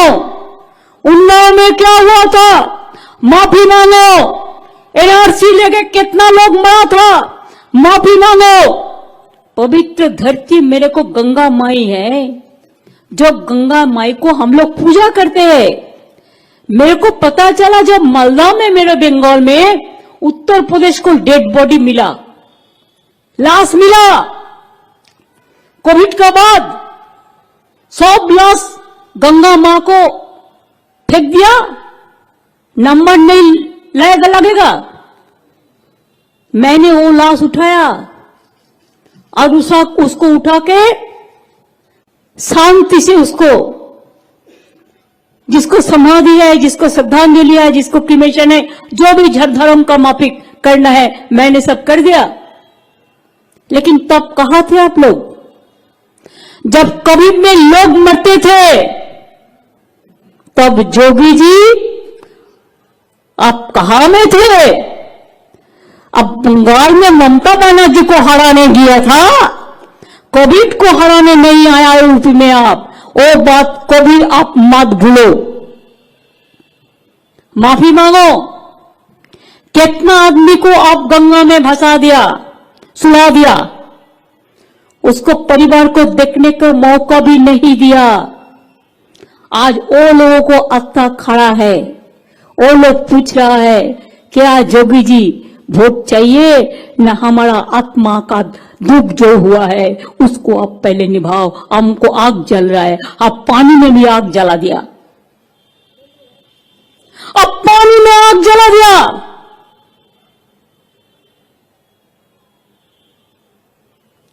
जब कोई लोग मर जाता है वो सबसे ऊंचा हो जाता है, हम लोग उसको श्रद्धांजलि देते हैं, चाहे हिंदू हो, चाहे मुस्लिम हो, चाहे सिख हो, चाहे ईसाई हो, चाहे जाट हो, चाहे दलित हो, चाहे ब्राह्मण हो, और आपने क्या किया? सबको फेंक दिया, पानी में आग लगा दिया। आपका पास लकड़ी नहीं था, जलाने का लकड़ी भी नहीं था, आप सोचा भी नहीं था। पहले माफी मांगो, उसका बाद वोट मांगो। एक बार फिर से राकेश पाठक जी आपके पास आना चाहूंगा, उसके बाद फिर सुरेंद्र दुबे जी आपके पास। पाठक जी, ये पूरा का पूरा प्रकरण आप सुन रहे हैं, जबरदस्त प्रहार ममता बनर्जी का, और उस पर भी माफी मांगो। एक राजनीति पिछले दिनों हम लोग लगातार देख रहे हैं कि ममता बनर्जी जो हैं वो दिल्ली पर उनकी नजरें जो हैं वो बहुत ही तीखी नजर कह सकते हैं, और वो भी बीजेपी जो सरकार है उस पर। और अब जबकि समाजवादी पार्टी का समर्थन कर रही हैं और सीधा प्रहार कोरोना काल से लेकर के एक एक मुद्दे जो उत्तर प्रदेश के हैं, इन मुद्दों पर चर्चा जरूर करना चाहूंगा दुबे जी से। लेकिन आपकी टिप्पणी, आपकी प्रतिक्रिया, पहली प्रतिक्रिया, ममता बनर्जी का प्रवेश, एंट्री उत्तर प्रदेश में आज से कुछ, अभी जब हम ये चर्चा कर रहे हैं कुछ घंटों बाद पहले फेज का मतदान होना है पश्चिमी उत्तर प्रदेश में, सब कुछ कह रही हैं। यहां एक छोटा सा क्लिप, बड़ा भाषण है, लेकिन इस छोटे से क्लिप में हमने समेटने की कोशिश की थी उनके भाषण के सार को। क्या कहेंगे ओवरऑल? सार सचमुच ममता बनर्जी के भाषण के इसी हिस्से में है। हमने पूरा भाषण नहीं सुना, लेकिन आपने बिल्कुल वाजिब हिस्सा ही हमें सुनाया है। यही असली मुद्दे हैं। जब बीजेपी हिंदू मुसलमान, कैराना के दंगे, और अमित शाह कह रहे हैं दीजिए तो दंगे नहीं होंगे, ऐसे समय में अब्बाजान भाईजान के नारे जब बीजेपी लगा रही है, ऐसे समय में उत्तर प्रदेश की जनता के असली दुख दर्द पर हाथ रखा है ममता बनर्जी ने। हम सब ने देखा कि उत्तर प्रदेश में किस तरह गंगा में लाशें बहाई गई थी। लेकिन संयोग से एक बात और याद दिलाना चाहूंगा राजीव जी, शायद कल या आज ही सदन के पटल पर सरकार ने यह उत्तर रखा है कि उसे कोई जानकारी नहीं है कि गंगा में या किसी नदी में कोविड पीड़ितों की, कोविड से मृतकों की लाशें बहाई गई थी। यह सरकार का आधिकारिक उत्तर सदन में आया है। तो ऐसे समय में ममता बनर्जी का इस मुद्दे को उठाना, वहां के मर्म पर हाथ रखने का काम किया है ममता बनर्जी ने। व्यक्तिगत रूप से अगर हम देखें कि ममता बनर्जी दिल्ली पे कोई भी नजर बनाए रखें, उससे फर्क नहीं पड़ेगा। वे नरेंद्र मोदी के लिए भी दुखती हुई रग हैं कि बंगाल के चुनाव में नरेंद्र मोदी ने शालीनता और सभ्यता की सारी सीमाएं त्याग दी थी। दीदी ओ दीदी हम सब ने सुना था। चुनाव आयोग, केंद्रीय बलों के जरिए जो कुछ बंगाल में हो सकता था वो सब किया था। इसके बावजूद ममता बनर्जी सत्ता में आ गई, और अब वे अपना बंगाल छोड़कर इनकी माज में आकर इन्हें ललकार रही हैं, योगी और मोदी को, माफी मांगने की बात कर रही हैं, तो वे सचमुच जिंदगी के असली सवाल उठा रही हैं। अब देखना यह है कि ममता बनर्जी के इन सवालों को उठाने के बाद समाजवादी पार्टी या और दूसरी पार्टियां, कांग्रेस, बसपा, इन्हीं मुद्दों पर अटल रहती हैं और चुनाव के अगले 6 चरणों तक बीजेपी की चाही गई पिच हिंदू मुसलमान वाली, उस पर अगर ये लोग खेलने नहीं आते हैं तो भारतीय जनता पार्टी पूरे चुनाव भर असहज रहेगी, क्योंकि ये पहला चुनाव है कि उसकी बिछाई गई जाजम पर विपक्ष आने को तैयार ही नहीं है। वो रोजगार, कोविड, बीमारी, सुरक्षा, अस्पताल, इसकी बात कर रहा है। यही अभी तक अन्य पार्टियों की सफलता है। राजीव जी। दुबे जी, क्या प्रतिक्रिया है इस पूरे आज के ममता बनर्जी की एंट्री की उत्तर प्रदेश में? आप लखनऊ से बहुत नजदीक से देख रहे हैं चीजों को, इसलिए आपसे समझना चाहूंगा, और कितनी मजबूती ये एंट्री जो है, ममता दीदी की एंट्री समाजवादी पार्टी को देती हुई दिखाई दे रही है, जबकि आज समाजवादी पार्टी का मैनिफेस्टो भी आया है। एक फटाफट मैं जरा मैनिफेस्टो रख देता हूं ताकि चर्चा को थोड़ा आप दोनों एंगल से लेके आएंगे। दोनों का आज मैनिफेस्टो आया है, बीजेपी का भी जिसमें लव जिहाद का जिक्र है और इधर समाजवादी पार्टी का भी। मैं कहूंगा कि स्क्रीन पर फटाफट दोनों के जो मैनिफेस्टो के कुछ पॉइंट्स हैं, बुलेट पॉइंट्स, वो लेके आइए। देखिए, एक तरफ बीजेपी का संकल्प पत्र है, दूसरी तरफ समाजवादी पार्टी का वचन पत्र है। उज्ज्वला योजना के तहत होली और दिवाली में 2 सिलेंडर मुफ्त देंगे और इधर 2027 तक 1 करोड़ नौकरियों का सृजन करेगी समाजवादी पार्टी। फटाफट जरा अगले उसको, फिर सीनियर सिटीजन महिलाओं को ये मुफ्त परिवहन यात्रा की सुविधा दे रहे हैं बीजेपी वाले। तो ये कह रहे हैं कि सरकारी नौकरियों में महिलाओं को 33% आरक्षण देंगे और इसी तरह 1 करोड़ महिलाओं को सेल्फ हेल्प ग्रुप के कार्ड के जरिए 1 लाख तक का कर्ज मिलेगा। तो इधर आप देखिए कि जनता को 300 यूनिट बिजली फ्री की बात हो रही है समाजवादी पार्टी की तरफ से। रानी लक्ष्मीबाई योजना के तहत मेधावी छात्राओं को मुफ्त स्कूटी देगी बीजेपी। तो 12वीं पास विद्यार्थियों को इधर समाजवादी पार्टी लैपटॉप देने का वादा कर रही है। फिर मुख्यमंत्री सामूहिक विवाह योजना में 1 लाख की मदद देगी बीजेपी। तो समाजवादी पार्टी छोटे कारीगरों को हर साल 18,000 रुपए की मदद देगी। छोटे कारोबारियों पर नजर समाजवादी पार्टी की। 6 mega food park Uttar Pradesh में स्थापित करेगी बीजेपी। तो इधर किसान आंदोलन में शहीद परिजनों को 25 लाख रुपए की आर्थिक मदद अगर समाजवादी पार्टी की सरकार आ गई तो करेगी। ये किसान आंदोलन के तहत की बात है। उसके अलावा निषाद राज बोट सब्सिडी में जो नाव के लिए, उसमें सब्सिडी में 1 लाख की नाव में 40% सब्सिडी मिलेगी, यानी कि 40,000 रुपए की छूट यहां मिलेगी निषाद राज बोट सब्सिडी। और दूसरी तरफ इधर सभी फसल होंगे एमएसपी के अधीन। बहुत बड़ा कदम ये समाजवादी पार्टी का माना जाएगा कि सभी फसल जो है वो एमएसपी के अधीन लाएगी समाजवादी पार्टी। और इसके अलावा है विधवा निराश्रित महिलाओं को 1500 मासिक पेंशन, 1500 रुपए। तो दूसरी तरफ गन्ना किसानों का भुगतान 15 दिन के भीतर। 15 दिन के भीतर सरकार अगर आ गई तो 15 दिन के भीतर गन्ना किसानों को भुगतान समाजवादी पार्टी कराएगी। अब ये देखिए महत्वपूर्ण पार्ट, लव जिहाद पर 10 वर्ष की सजा और 1 लाख जुर्माना। लव जिहाद पर 10 वर्ष की सजा और 1 लाख जुर्माना।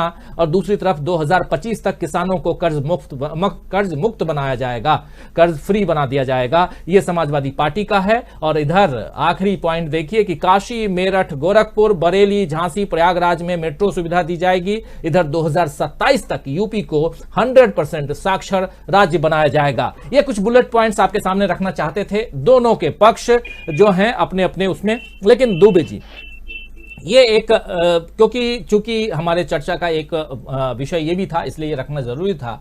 अब आता हूं ममता बनर्जी से रिलेटेड जो सवाल पूछ रहा था और उनके साथ साथ जो लव जिहाद का मसला है, इसको भी जरा समझाइए। देखिए, आपने जो सवाल पूछा उसको आपने 2 भागों में बड़े खूबसूरत बांट दिया कि एक तरफ मैं ममता बनर्जी पे बात करूं और दूसरी तरफ दोनों पार्टी के मैनिफेस्टोज पर। ममता बनर्जी की जो भाषण की क्लिप सुनी हमने, हालांकि प्रेस कॉन्फ्रेंस में आ रहा था कि उसी बीच मुझे किसी चैनल पे भी जुड़ना पड़ गया, तो मैं उसको बहुत पूरा सुन नहीं पाया था। तो इनका भाषण सुन के मुझे लगता है कि it is very sensible and decent speech from any politician in this present circumstances. मैं तो ये कहूंगा पिछले महीने से अखिलेश यादव, जयंत चौधरी, प्रियंका गांधी, जितना विपक्ष है, जो कुछ नहीं कह पाया वो ममता बनर्जी ने आज अपने संयुक्त प्रेस कॉन्फ्रेंस के भाषण में बड़ी खूबसूरती से बता दिया कि ये बीजेपी कितनी निर्मोही है। से नैरेटिव बदलती है।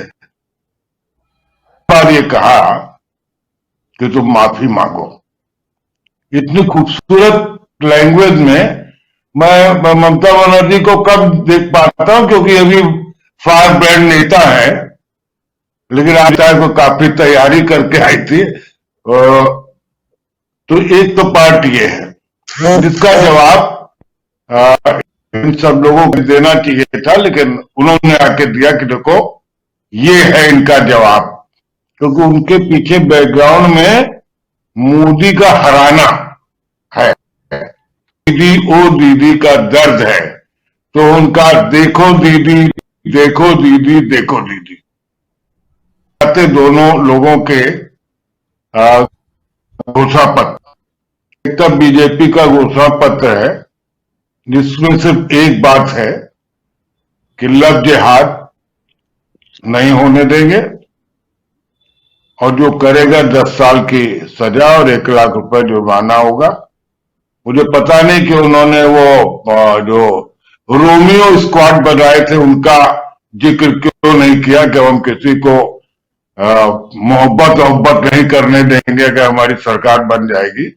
शायद भूल गए होंगे, नहीं योगी जी रखते जरूर, ये उनका बड़ा प्रिय सब्जेक्ट है। अपने संपत सहल जी जो व्यंगकार हैं या शायद और किसी का भी ध्यान नहीं आ रहा, उन्होंने बड़े शब्दों में कहा भाई जो काम हमने नहीं किया वो हम तुमको भी नहीं करने देंगे।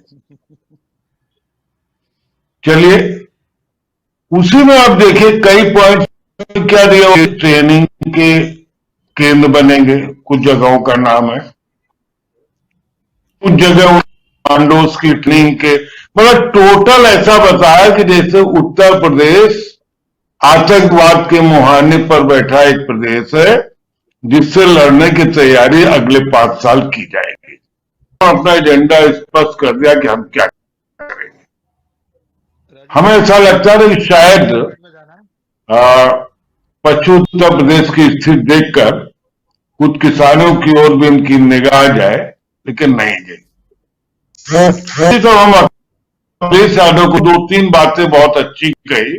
वैसे तो मैं जानता हूं कि जो भी पार्टियां अपने घोषणा पत्र जारी करती हैं, घोषणाएं ज्यादा होती, कब पूरी होती जनता भी भूल जाती है। अगर ये घोषणा इतनी महत्वपूर्ण होती तो 1 महीने पहले जारी हो जाती है। जो कल परसों वोटिंग होनी तो आज घोषणा पत्र जारी हुआ, इतने में तो तमाम लोग पश्चिम उत्तर प्रदेश के पढ़ भी नहीं पाएंगे कल अखबारों में कि आखिर क्या क्या लिखा हुआ। बट एनीवे, जो फेस वैल्यू में मैं देखता हूं, एक 25 लाख रुपए किसानों के परिवार को देना जिनकी जान गई, वो उत्तर प्रदेश के हिसाब से एक बहुत बड़ा मैसेज है, क्योंकि किसानों के मन में अपने लोगों की जो मृत्यु हुई उसको लेकर बहुत टीस है और उनको लगता है कि हम एक ऐसे देश में हैं जहां हमारी सरकार ने हमारे लिए 2 आंसू बहाना तो दूर शब्द भी कहना उचित नहीं समझा। तो कह रहे हैं हम 25 लाख रुपए परिवार देंगे और किसानों को मुफ्त बिजली, बड़ी बात है। और कहा है तो देंगे, नहीं देंगे तो भुगतेंगे। तो हम लोग डिस्कस करेंगे करके, और अब तो कहीं जा नहीं रहे। हमारा तो ये काम ही है कि सरकार जो कहेगी नहीं करोगे हम आपकी सेवा में लग जाएंगे। तीसरी बात जैसे उन्होंने कही कि पुरानी पेंशन, ये एक दर्द पुराना है और चूंकि इस दर्द को देने वाले माननीय अटल बिहारी वाजपेयी जी हैं, उससे भी लोग उसको जोड़ के देखते हैं कि भाई एक ऐसा बीजेपी का नेता था जिसने कारपोरेट हाउस को आगे बढ़ाने के लिए हमारी पेंशन रोक दी। और पेंशन न मिलना कितना दुखद होता, कम से हम पत्रकार जब पेंशन मिलती नहीं, प्रोविजन नहीं है।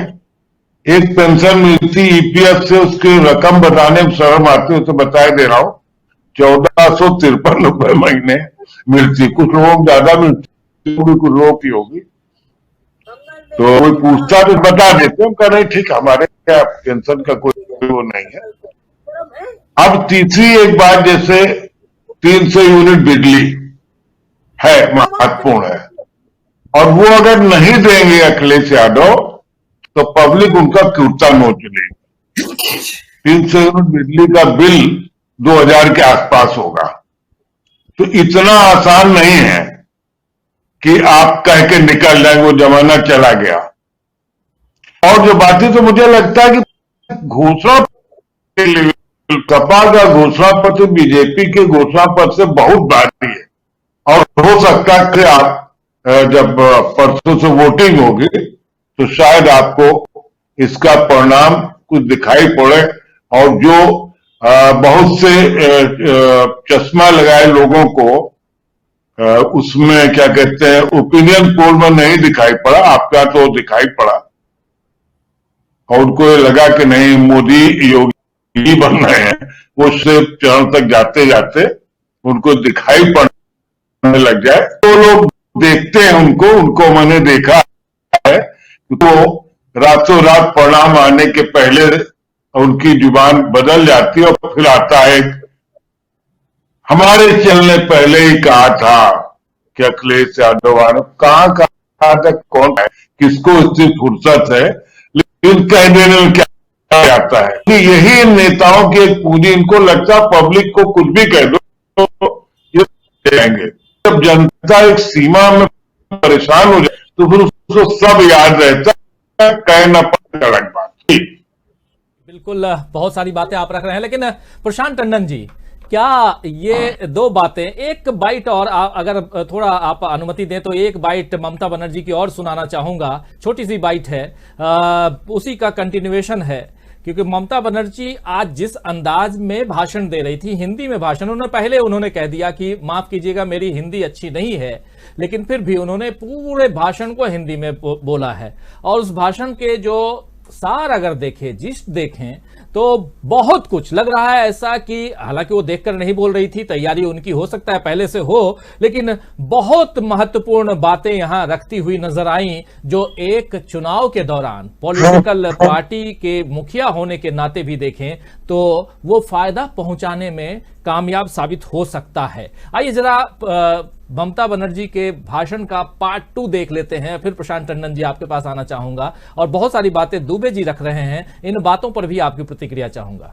आइए सुनते हैं। जाट लोग क्या मेहनत नहीं किया किसान आंदोलन में?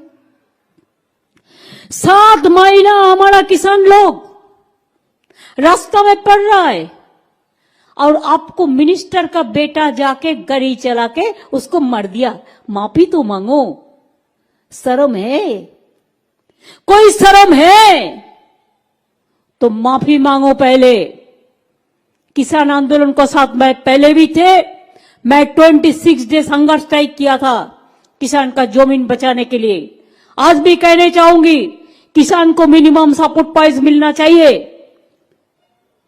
आज भी वोट के लिए और किसान के आंदोलन के लिए 3 बिल वापस किया, लेकिन काल जीत जाएंगे तो फिर उसको ले आएंगे और कोई रूप से। पूरे हिंदुस्तान के लिए लोग खतरा है। आज बीजेपी हिंदुस्तान के लिए एक खतरा पार्टी बन गया है। अगर आप खतरा से निभा सकता है तो आपको ही अपना पाय पे खड़ा होना पड़ेगा। हम तो मां बहन को रिक्वेस्ट करने चाहूंगी, मिनती करने चाहूंगी कि आप लोग हमारा देश को आगे ले गया, आगे बढ़ा सकता है। अगर आप लोग इकट्ठा हो जाए तो ये बीजेपी हार जाए। और देखो खेला होवे, खेल होंगे और अखिलेश जीतेंगे। बीजेपी के साथ खेला होगा, उसको हम मार्च से आउट कर देंगे। बंगाल में जैसा आउट कर दिया, इधर में भी आउट कर देंगे। तो प्रशांत जी सुन रहे थे आप किसानों के मुद्दे को भी, किसी मुद्दे को इन्होंने ममता बनर्जी ने छोड़ा नहीं, हर मुद्दे पर चर्चा की। लेकिन सबसे बड़ी बात बीजेपी को लेकर के सीधा प्रहार, बीजेपी हिंदुस्तान के लिए खतरा है, बीजेपी खतरा पार्टी बन गई है, क्या कहेंगे? देखिए यही बात जो हम कह रहे थे कि लोकसभा और राज्यसभा में कुल मिला के 2 घंटे से भी ऊपर प्रधानमंत्री ने समय खराब किया संसद का और देश का भी। और किसी भी व्यक्ति के देश में, किसी भी नागरिक के जीवन में क्या सुधार वो ला सकते हैं, उस पर उनका फोकस ही नहीं था। उनका फोकस राहुल गांधी पे था और वो उन्होंने जिस भी अपने अंदाज में किया, जिसकी हम लोग चर्चा कर चुके। देखिए ममता बनर्जी का उत्तर प्रदेश में आना एक बड़ा अच्छा संदेश है। अच्छा संदेश ये है कि इस तमाम नफरत की पॉलिटिक्स के बीच, ये तमाम संविधान के संघीय ढांचे पर हमले के बीच, ये देश की खुशकिस्मती है, ये प्रेशर कुकर का एक सेफ्टी वॉल्व है कि इस देश में इस वक्त 3-4 अच्छे और ताकतवर और बेबाक मुख्यमंत्री हैं। चाहे वो उद्धव ठाकरे हो, चाहे वो स्टालिन हो, चाहे वो ममता बनर्जी हो। तो ममता बनर्जी का तो ये जो फेडरल फोर्सेस का साथ में आना, क्षेत्रीय पार्टियों का उभरना, ये शुभ संकेत है भारत की लोकतंत्र के लिए। और निश्चित तौर पे ममता बनर्जी अगर उत्तर प्रदेश आई हैं और अखिलेश के साथ खड़ी हुई तो अखिलेश का कद उससे बढ़ता है। अखिलेश भी मुख्यमंत्री रह चुके हैं, लेकिन राष्ट्रीय राजनीति में आज भी ममता बनर्जी का कद अखिलेश से ऊपर है, क्योंकि वो केंद्रीय मंत्री रही हैं, उनसे सीनियर हैं। और वैसे भी तो ममता बनर्जी का उत्तर प्रदेश में आकर अखिलेश के साथ देना, तो अखिलेश का कद बढ़ता है उससे। ये बात मैं कहना चाहता हूँ। बिल्कुल। अमलेंदु जी क्या कहेंगे ओवरऑल? जी दुबे जी। जी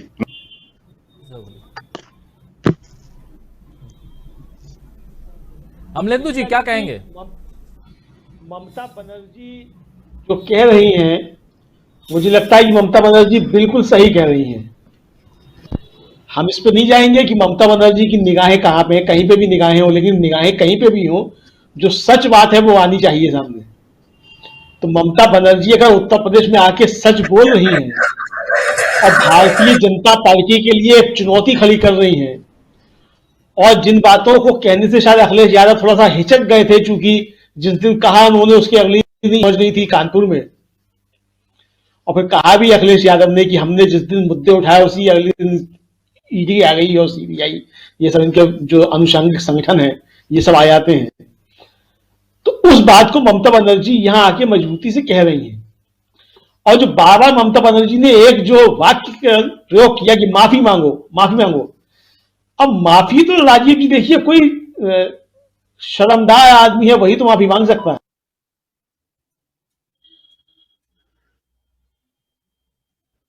अमलेंदु जी डिस्कनेक्ट हो गए हैं, लेकिन दीपक पासपोर्ट जी, ममता बनर्जी की बात हम कर रहे हैं और साथ साथ एक मैनिफेस्टो में लव जिहाद का वर्ड, और इसके साथ हम अगर दक्षिण चलें तो कर्नाटक में जो कुछ भी हो रहा है वो शर्मनाक है। उसकी जितनी निंदा की जाए कम है कि हिजाब के सामने भगवा गमछा आकर के, और जिस प्रकार एक लड़की को, एक जो विजुअल आज दिन भर चल रहा है सुबह से, कि एक लड़की जो आती है लेकिन वो लड़ती है, बहुत बड़ी चीज है वहां पर, जो वो अपने आप को अकेली है लेकिन लड़ रही है, ये सबसे बड़ी बात। तो यहां उत्तर से लेकर के दक्षिण तक, और उसमें भी उत्तर प्रदेश में चुनाव है, जो यहां ध्रुवीकरण करने की कोशिश हो रही है वो ध्रुवीकरण यहां दिखाई नहीं दे रहा, लेकिन कहीं ना कहीं इसकी जो थोड़ी सी गंध फैलाने की कोशिश कहें वो कर्नाटक से हो रही है। क्या लगता है दक्षिण की जो आग है वो उत्तर तक पहुंच पाएगी, जबकि अभी कम्युनिकेशन काफी तेज है और इन सब में ममता बनर्जी का प्रवेश उत्तर प्रदेश में, और सीधा कह रही हैं, सीधा प्रहार कि भाजपा खतरनाक पार्टी है, माफी मांगो। दिल्ली में बैठे हुए आप, जो आपकी सरकार है यानी कि मोदी की सरकार या बीजेपी की सरकार, आप माफी मांगिए। डबल इंजन की सरकार का जिक्र भी कर रही हैं, योगी की सरकार की बात भी कर रही हैं। इन तमाम बातों को लेकर के अगर सम अप किया जाए, आप क्या कहेंगे ओवरऑल उत्तर प्रदेश की राजनीति को किस दिशा में देख रहे हैं, और उसके साथ साथ ये जो चीजें चल रही हैं कर्नाटक में, वो क्या इस वक्त जब मतलब चुनाव के समय आग में घी डालने की कोशिश है या आग जलाने की कोशिश है?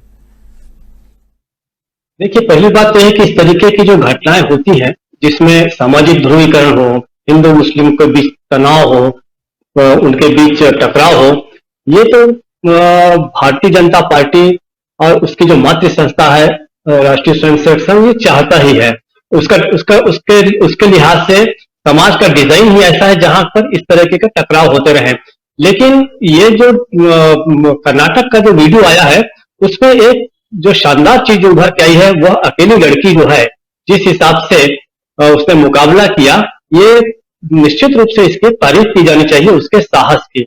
अब ये देखना यह है कि उससे प्रेरणा लेकर बाकी जगह भी लोग लड़ना सीखते हैं इन अतिवादियों के साथ, कट्टरपंथियों के साथ, या जो कट्टरवादी ताकतें जो हैं ये ताकतवर होती है, ये देखना है। इसमें कोई शक नहीं कि भारतीय जनता पार्टी जो है ये तो चाहती ही चाहती है, लेकिन मुझे उम्मीद है कि उस लड़की से कम प्रेरणा लेकर बाकी जगह कहीं न कहीं लोग इन ताकतों के खिलाफ खड़ा होना सीखेंगे। ममता बनर्जी की बात मैं करूं तो मुझे ऐसा लगता है कि ममता बनर्जी जो उत्तर प्रदेश में आई है उसके 2-3 कारण तो निश्चित रूप से है। पहला है कि वो एक तरह से इट्स रिटर्न ऑफ गिफ्ट, जो किसानों ने जाकर वहां पर पश्चिम बंगाल में उनके फेवर में काम किया और उसका उल्लेख भी किया ममता बनर्जी ने, और वो देख रही है कि किसान इस समय सबसे ज्यादा जो है वो सपा और जयंत चौधरी की पार्टी के साथ है, तो उसका आना एक नैतिक कर्तव्य भी निश्चित रूप से था।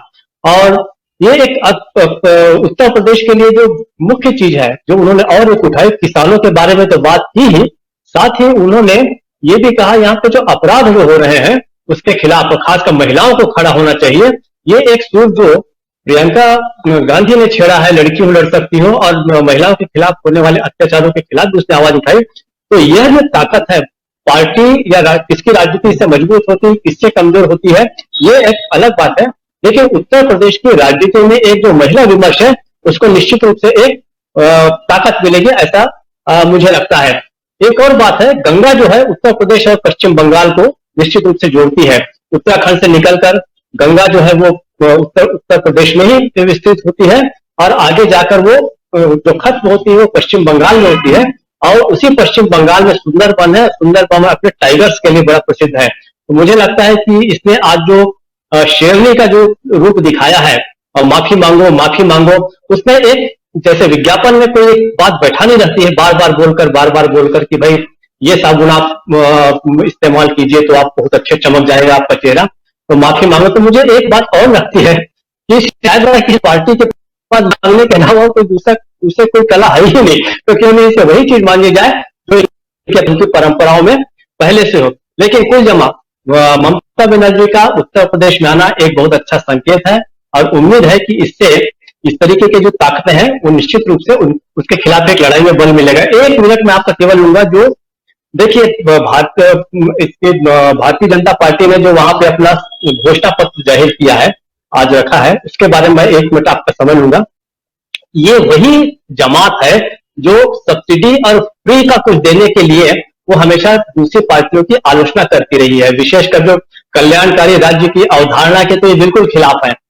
तो ये स्कूटी देना, लैपटॉप देना, ये दूसरे अगर कोई करते हैं तो निश्चित रूप से उसकी आलोचना करते हैं। लेकिन अब हालत इनकी इस कदर खराब हो गई है कि जिस विचारधारा में विश्वास नहीं करते कि गरीबों को कुछ दिया जाए या जरूरतमंदों को कुछ दिया जाए, आज उज्ज्वला पे भी आ गए, उसके बाद सीनियर सिटीजन के लिए परिवहन फ्री करने के लिए दिल्ली में याद कीजिए कि जब महिलाओं के लिए यात्रा को फ्री किया गया था तो पूरे दुनिया भर में इन्होंने आलोचना की थी कि यह फ्री देना क्या है, इससे इकोनॉमी तबाह हो जाएगी।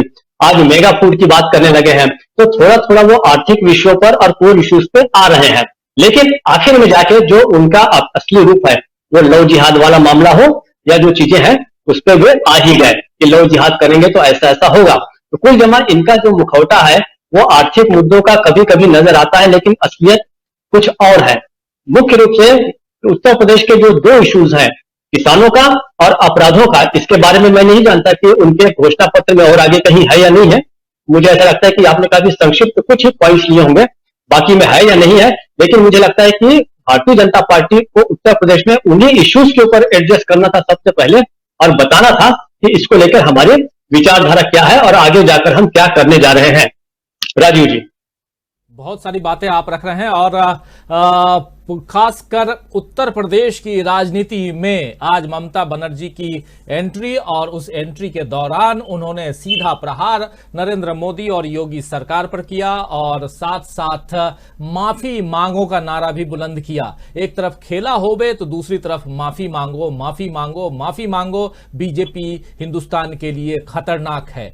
क्या ये बातें समाजवादी पार्टी के लिए, क्योंकि समाजवादी पार्टी के समर्थन में आई थी ममता बनर्जी और कह के गई हैं कि अब मैं 3 मार्च को आऊंगी और उस दिन बनारस जाऊंगी, तो बनारस से वो हुंकार भरेंगी और वहां मंदिर में दर्शन भी करेंगी, काशी विश्वनाथ मंदिर में। ये तमाम बातें भी कह रही थी। खैर ये हमने अभी दिखाया नहीं आपको, लेकिन ये तमाम बातें हैं जो मीडिया से चर्चा के दौरान उन्होंने कही हैं। तो क्या ये मजबूती देगा? लेकिन परसों पहला मतदान है और वो भी उत्तर प्रदेश के पश्चिमी उत्तर प्रदेश के कई अलग अलग जगहों पर हम गए और वहां से डायरेक्ट आप लोगों को मतलब लाइव प्रसारण हमने किया, लाइव टेलीकास्ट किया और लोगों की बातें आप लोगों को सुनाई, आप लोगों के बीच रखा। आप लोग बहुत सारे साथी हमारे उस लाइव कार्यक्रम में न्यूज पॉइंट के दौरान ही देखे सुने। आप लोग समझ सकते हैं कि क्या कुछ चल रहा है उत्तर प्रदेश में और अब आगे देखना होगा। लेकिन आज इस कार्यक्रम को समाप्त करूं उससे पहले आप तीनों जो हमारे साथ अभी बने हुए हैं, आप तीनों को बहुत धन्यवाद देता हूं। प्रशांत टंडन जी, आपको बहुत धन्यवाद, आप भी लगातार घूम रहे हैं और कल रात को काफी लेट नाइट आप लौट के आए हैं उत्तर प्रदेश से। और इधर अमलेंदु उपाध्याय जी हैं, वो भी लगातार देख रहे हैं उत्तर प्रदेश को। और दीपक पासपोर्ट जी दूर बैठे हैं लेकिन नजरें बहुत दूर तक हैं, गोवा से लेकर मणिपुर और पंजाब से लेकर उत्तर प्रदेश उत्तराखंड तक। तो आप तीनों को बहुत धन्यवाद। और धन्यवाद देना चाहता हूं स्पेशली डॉक्टर राकेश पाठक को और सुरेंद्र दुबे जी को, आप दोनों को भी बहुत धन्यवाद। और साथ में हमारे साथ बहुत सारे साथी लगातार अपनी बातों को रख रहे हैं। कामेश्वर दयाल जी कह रहे हैं कि राजीव जी हमें तो आज समझ में आया कि देश मोदी जी के आने पर ही आजाद हुआ है। क्या अब जब देश गुलाम था, मगर ये तो जनता को सोचने की जरूरत है। बिल्कुल सही बात है और बहुत सारी बातें रखते आए हैं मोदी जी। ओम प्रकाश तिवारी जी कह रहे हैं कि तथाकथित राम भक्तों भगवाधारी गुंडों को आगे कर गोधरा कांड जैसे दंगा करवाने की साजिश हो रही है। ऐसा नहीं होता तो मुख्यमंत्री और केंद्रीय गृह मंत्री और पीएमओ मौन रहकर इसका समर्थन नहीं करती।